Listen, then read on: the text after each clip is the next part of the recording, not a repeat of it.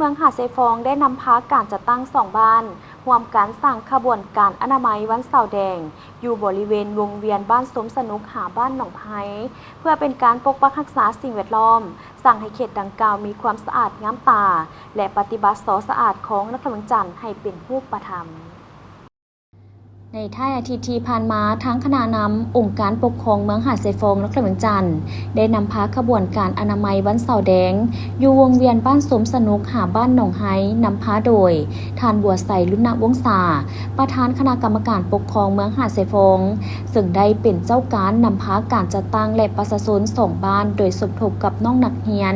ของโรงเรียนภาคเอกชนในเขตดังกล่าวเข้าร่วมในขบวนการออกแห่งงานในวันเสาร์แดงครั้งนี้เพื่อสร้างขบวนการเฮ็ดอนามัยทำความสะอาดในขอบเขตบริเวณเส้นทางวงเวียนสมสนุกหาหนองไห้ให้มีความสะอาดจบงามโดยการออกแห่งงานดังกล่าวแม้ได้พร้อมกันปัดกวาดส่วนดินเศษฝุ่นที่ตกค้างอยู่ตามแคมทางและตามบริเวณอ้อมรอบวงเวียนออกจากกลางทางเนื่องจากว่าอยู่ในจุดดังกล่าวนั้นแม้ได้มีฝุ่นดินตกค้างจากรถบรรทุกแห่หินทรายจนเกิดมีสะสมเป็นและเวลาหนึ่งแล้วจึงเฮ็ดให้มีฝุ่นง่ายในเวลาที่มีรถสัญจรแล่นไปมาก็ได้สร้างความบ่สะดวกต่อผู้ขับขี่และการนำใช้เส้นทางดังกล่าวก็ได้รับผลกระทบโดยเฉพาะแม่นประเภทรถจักรและที่สำคัญ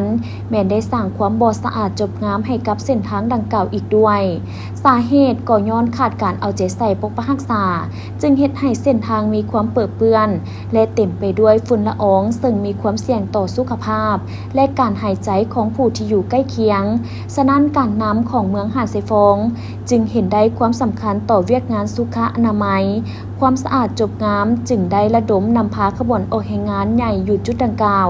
โดยได้ร่วมกันปัดกวาดส่วนดินเก็บเศษเจียถุงยางต่างๆรวมทั้งตัดหญ้าที่หกเหืออยู่ตามแคมทางออกระหว่างเบื้องทางฝากบ้านสมสนุกและทางฝากบ้านหนองไห้เพื่อให้มีความสะอาดจบงามและการเดินทางไปมาของนักท่องเที่ยวให้สะดวกพร้อมนี้ทางองค์การคุ้มครองและบริการตัวเมืองเวียงจันทน์ก็ได้ร่วมกับทางบริษัทสตมอบีประกอบส่วนนำเอารถบรรทุกจำนวน2เที่ยวมาฉีดน้ำล้างทางเพื่อบ่ให้มีเศษดินเป็นฝุ่นไงละอองในเวลาที่รถแล่นไปมาและทางนี้ก็เพื่อเป็นการปกปักรักษาสิ่งแวดล้อมสร้างให้เขตพื้นที่ดังกล่าวนั้นมีความสะอาดและปฏิบัติให้ได้ตามที่สะอาดของนครหลวงจันทน์วางออก